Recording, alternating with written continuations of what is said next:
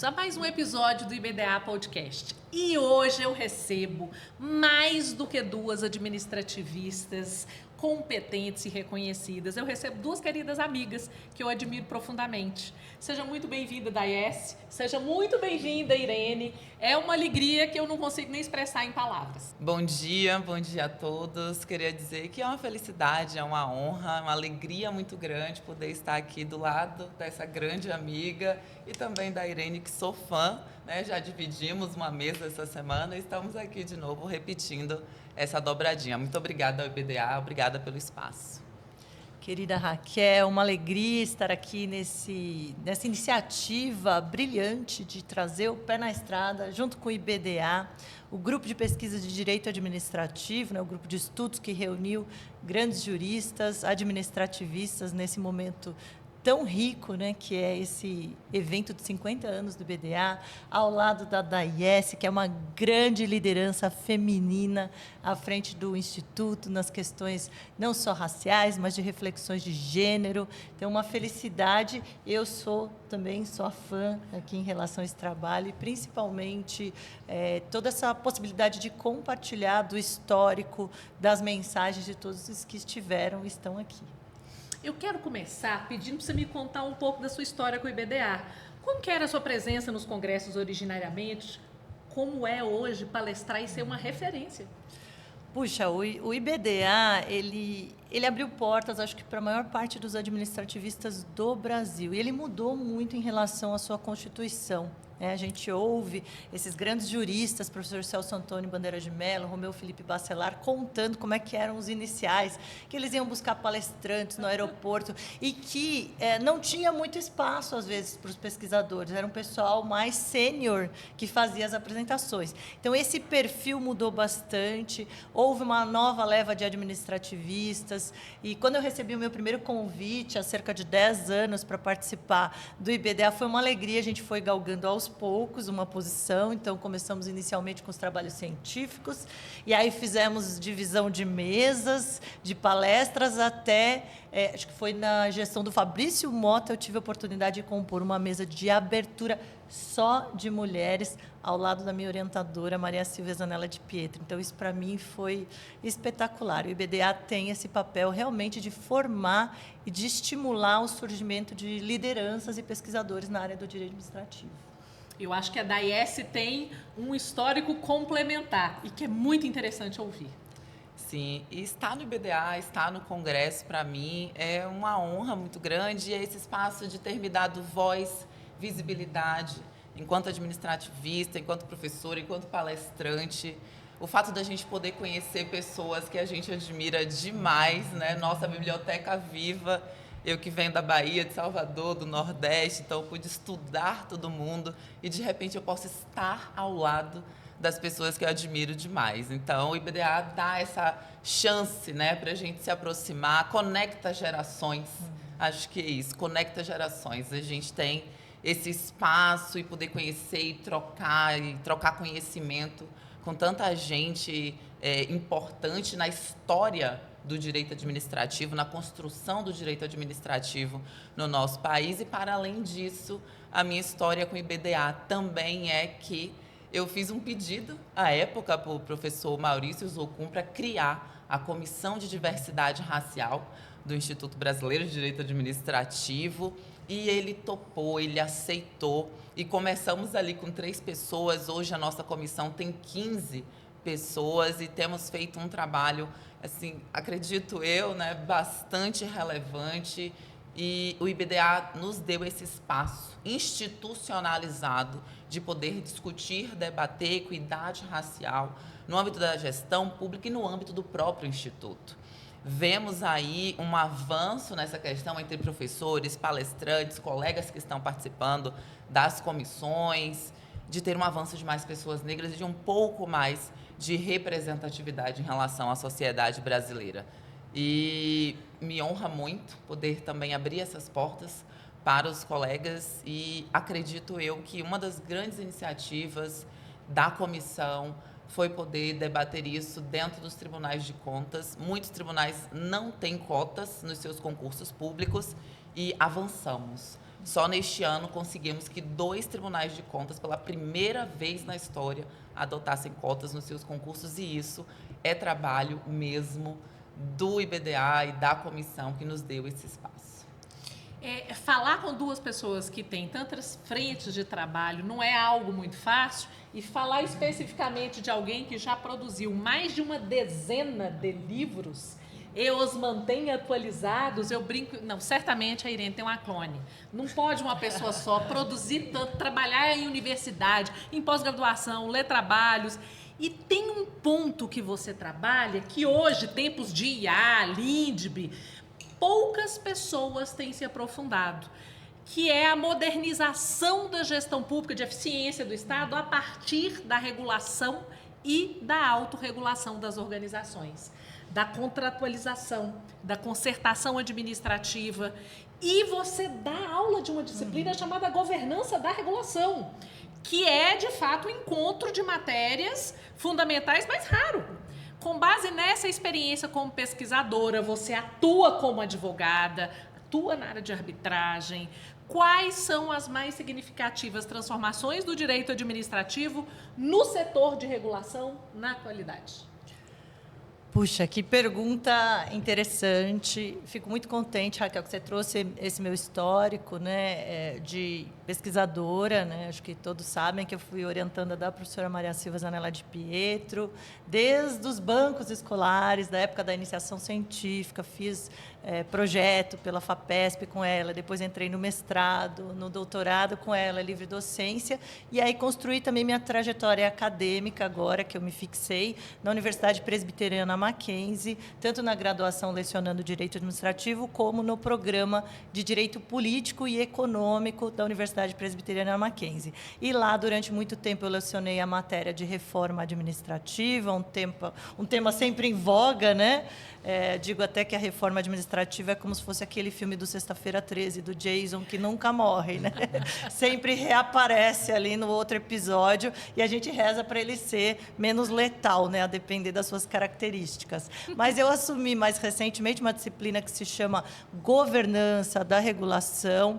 Os alunos adoram, os pesquisadores adoram essa disciplina, não causa tanta polêmica quanto a reforma administrativa, porque ela traz aspectos inovadores em relação à regulação.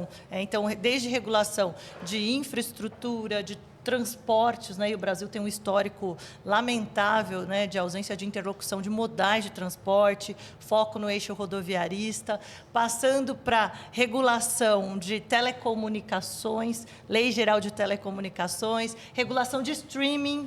Agora existe um projeto importante, a gente tem um cinema brasileiro fortíssimo que precisa de recursos realmente para ser financiado, então até regulação de streaming. Vamos passando por vários assuntos, governança ambiental de regulação, o Brasil vai receber a COP também, vai ser um núcleo importante, existe um movimento justamente de neoindústria verde a partir dos diferenciais que nós temos no nosso país, até, enfim, regulação de inteligência artificial também, que temos o projeto em curso, com pouca participação de administrativistas nesse setor tão importante.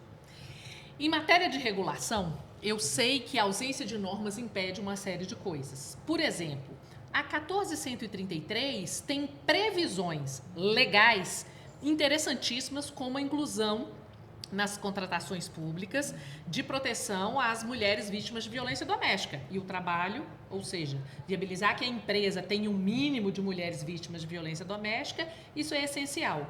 Só que isso é difícil de operacionalizar, porque a previsão na lei significa o quê? Nada. Como é que isso está sendo feito e enfrentado em uma instituição como a AGU, sob o ponto de vista de quem controla e viabiliza uma nova forma de controle concretizador de premissas legais e constitucionais? Excelente pergunta, inclusive, né? É um tema que eu gosto bastante, inclusão, equidade de gênero. E a Irene falou sobre a questão da sustentabilidade e entra justamente na ideia de sustentabilidade social, trazida pela Lei 14.133, que coloca desenvolvimento nacional sustentável tanto como princípio quanto como objetivo. Então, eu costumo dizer que não há mais espaço para uma discricionariedade no sentido de iremos ou não iremos implementar critérios socioambientais nas contratações públicas. Isso deve permear a sustentabilidade de todas as contratações públicas em maior ou menor grau. E aí, destacando a questão das mulheres em situação de violência doméstica nos contratos de terceirização, no âmbito federal, nós temos um decreto que regulamenta isso, mas ainda assim, ainda com o decreto, essa operacionalização é bem complexa, porque a gente está falando de um tema difícil, de um tema que precisa ter um cuidado, sigilo, confidencialidade, para que a gente não corra o risco de revitimizar essas mulheres. Sim. E quando a gente fala de terceirização, a gente está falando de alguns limites até aí remuneratórios. Então, consequentemente, iremos atingir mulheres em situações também de vulnerabilidade econômica. E é um tema que é complexo, mas se nós dermos autonomia econômica para essas mulheres, elas podem eventualmente romper esse ciclo de abuso. Então, no âmbito do controle, falando aí, como chefe de auditoria de licitações e contratos no controle interno da Advocacia Geral da União, o que nós buscamos fazer foi um trabalho de consultoria.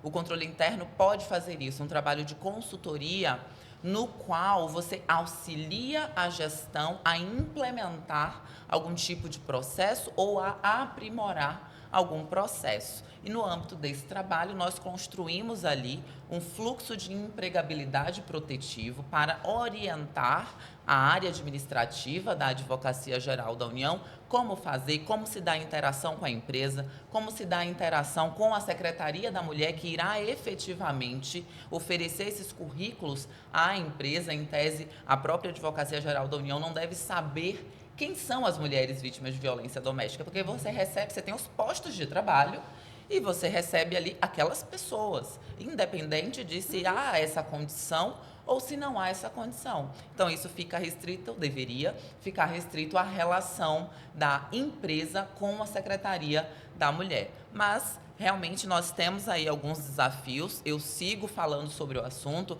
para sensibilizar, para que as pessoas, as demais organizações também comecem a fazer essa normatização, a implementação, identificar quais são os gargalos, mas começar.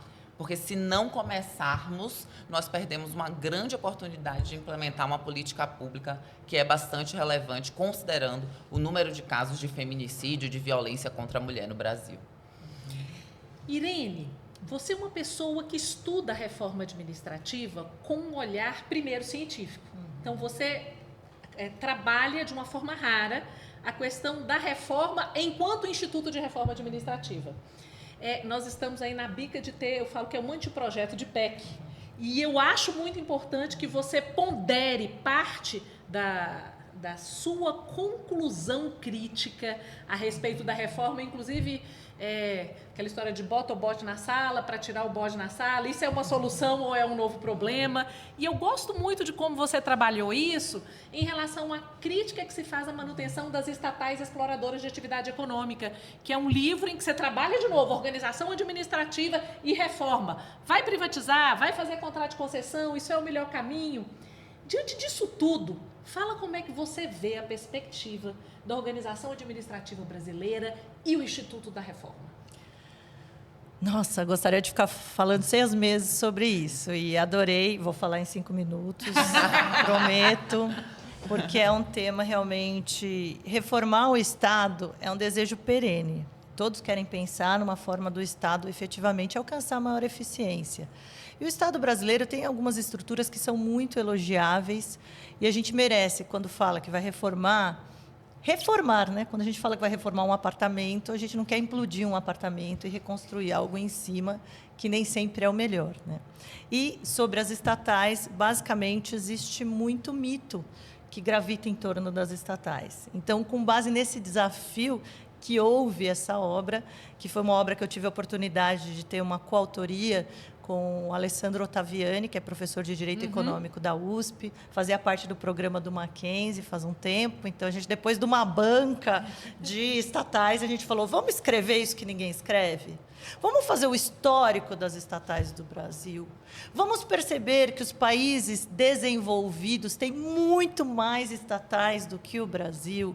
Vamos perceber a importância das estatais em relação à nossa proposta de desenvolvimento, que a estatal tem uma economicidade, mas ela não é feita para dar lucro como qualquer operador da iniciativa privada, mas ela tem efetivamente aquele objetivo do 173, que tem a ver com desenvolvimento, que seriam os imperativos da segurança nacional e o relevante interesse coletivo. Então, essa obra assim, chamou muito a atenção, porque ela foi no contraponto, justamente, da desestatização, à medida em que ela valoriza aquilo que a gente tem de mais rico em relação ao histórico, tanto da Caixa, que é de emocionar.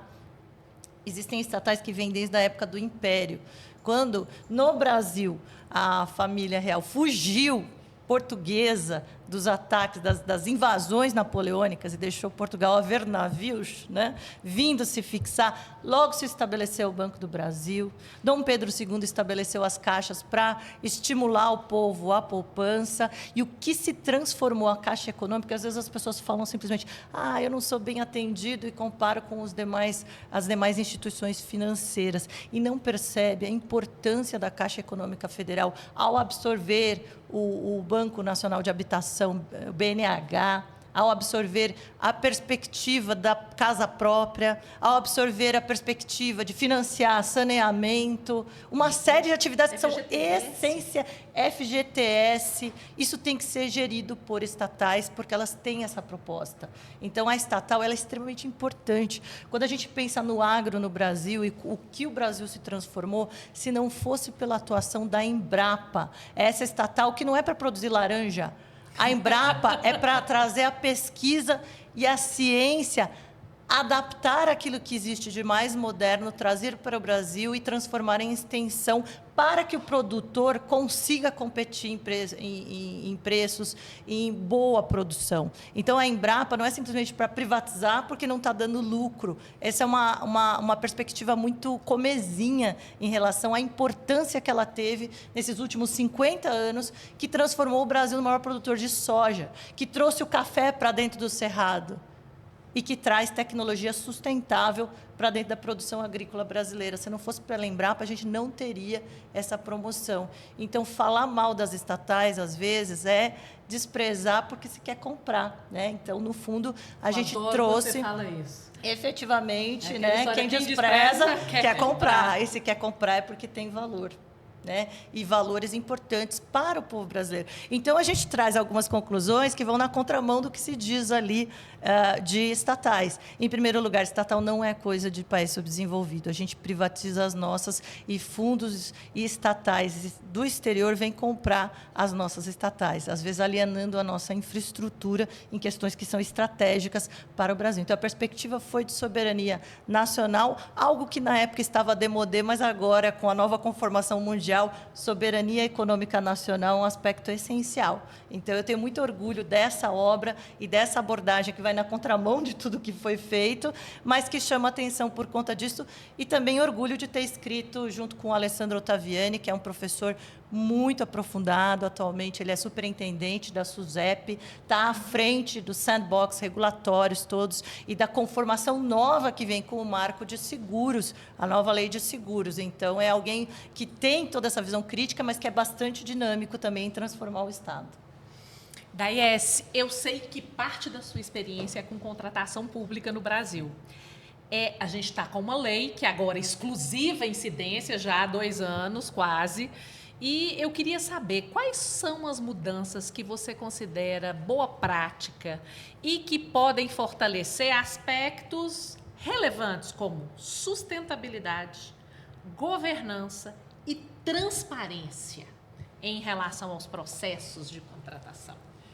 Eu diria que pensar em 3 pilares, essencialmente, que são a integridade, e isso veio bastante presente na 14133, os aspectos de institucionalização, no sentido de é preciso ter regulamentação em relação a alguns pontos que são relevantes do processo licitatório e também esse fortalecimento da ideia de capacitação. A gente precisa capacitar as pessoas que atuam com processos licitatórios no nosso país e também fortalecer o quadro, porque por vezes acabamos aí lidando com pessoas que estão cedidas, que não são efetivos, que têm uma certa mobilidade, mas essa compreensão de que é um espaço que precisa de capacitação de forma constante, porque às vezes a gente identifica assim que esse processo de não é ofertado a possibilidade, as pessoas não conhecem, não sabem, mas está na norma. Estar na norma não vai ser suficiente. Você precisa orientar, e aí eu trago um pouco a sardinha para o meu lado desse trabalho também do controle interno. Tem sido uma experiência muito bacana, eu não falei aqui, não falamos, mas eu sou de Tribunal de Contas, né? Eu venho ali sou auditora de controle externo do TCM em São Paulo, e estar nesse lado de controle interno, de apoio e de suporte à gestão pública tem sido uma experiência bastante interessante. E quando a gente fala de integridade e em relação, né, à nossa dinâmica no nosso país, é extremamente relevante que a gente tenha alguns cuidados, tenha essa questão dos programas de integridade nas empresas e também um cenário ético internamente para a administração pública. É preciso também ter atenção a esses aspectos para que a gente, enfim, tenha ali algumas limitações às possibilidades de fraudes nos processos licitatórios e também transparência, além de todo esse acompanhamento. Coloco também como algo que é relevante e trabalhos que têm sido feitos no âmbito da fiscalização, a preocupação com o cumprimento dos direitos trabalhistas. E já essa verificação das obrigações trabalhistas e previdenciárias, né? Vamos colocar assim. E essa preocupação de que a empresa, e esse cenário também de discussão de DDI no âmbito das contratações públicas, né? Do due diligence, se vai contratar, se não vai, se seria, por acaso, um impedimento a isso, que eu acho que não pode ser. A gente pode utilizar a questão do DDI no âmbito da execução, da gestão, da fiscalização dos contratos, até para você entender quais são as empresas que oferecem maior ou menor risco no âmbito dessa fiscalização contratual, que, para mim, é um dos pontos do macroprocesso aí de contratação dos mais frágeis, porque quando a gente fala, então toma aqui, agora você é fiscal de contrato desse calhamaço aqui de processos e sem nenhuma orientação.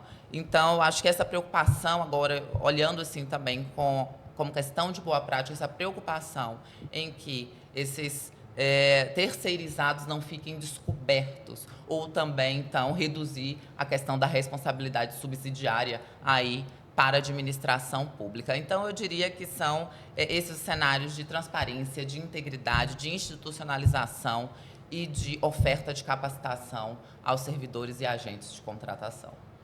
Eu acho que a gente tem que deixar parte da experiência resumida em um cerne, um coração.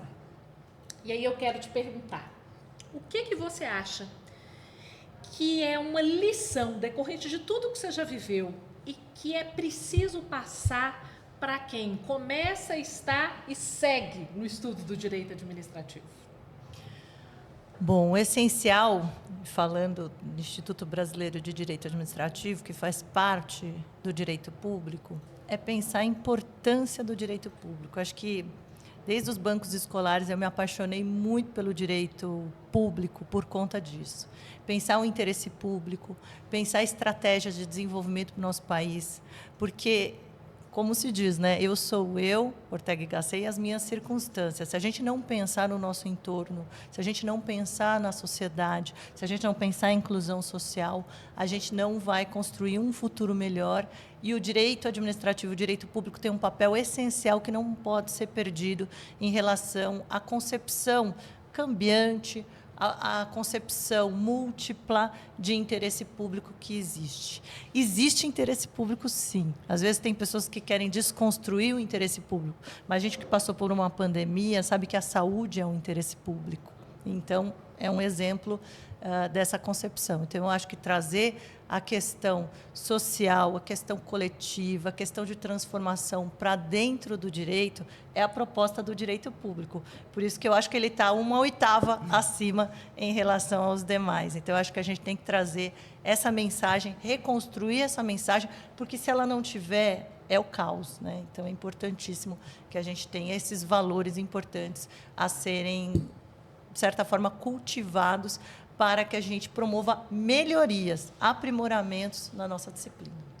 Daies, qual é o legado que você acha que tem que ficar firme como foco na alma de um administrativista? Eu gosto de duas coisas falar nesse momento. Eu já sou servidora pública há 16 anos, então já tem aí uma trajetória. E logo no início, minha mãe, que é professora de escola pública, ela me disse o seguinte: minha filha, servidor público é servir ao público. Nunca se esqueça disso. E é algo que eu levo na minha trajetória como professora, como palestrante, como administrativista, como servidora, em todos os aspectos que a gente consegue ali, né, de ser profissional em diversos pontos. Então, eu levo isso bastante junto comigo e eu acho que as pessoas deveriam também, nesse contato com o direito administrativo, ter isso, é servir ao público, ao interesse público colocado aqui, como a professora Irene Nohara disse. E uma outra coisa também existe uma frase da Sojourner Truth, que é era uma ativista norte-americana, que ela diz o seguinte: se o meu copo não tem mais que 1/4 e o seu está cheio, porque você me impediria de completar a minha medida? E eu acho que isso é o cenário de pensar equidade, de pensar numa solidariedade, tanto intergeracional, mas também intrageracional. Dentro da nossa geração, a preocupação e o cuidado com o próximo e com a sociedade, de modo geral, sem olhar só para o próprio umbigo. Acho que é isso. Para mim, é uma honra escutar duas mulheres tão inteligentes, tão comprometidas nas suas diferentes searas a produzir resultados que transformem para melhor cada realidade, a cada dia, porque vocês fazem essas escolhas todos os dias. Muito obrigada por estarem aqui hoje. A gente que agradece. Muito obrigada mesmo. Muito obrigada, Raquel. Uma honra. Parabéns, uma honra estar aqui. E você não perca o próximo episódio do IBDA Podcast. Escutar gente inteligente faz cada um de nós um pouco melhor. Vamos ser melhores? Vem com a gente. Um grande abraço e até a próxima.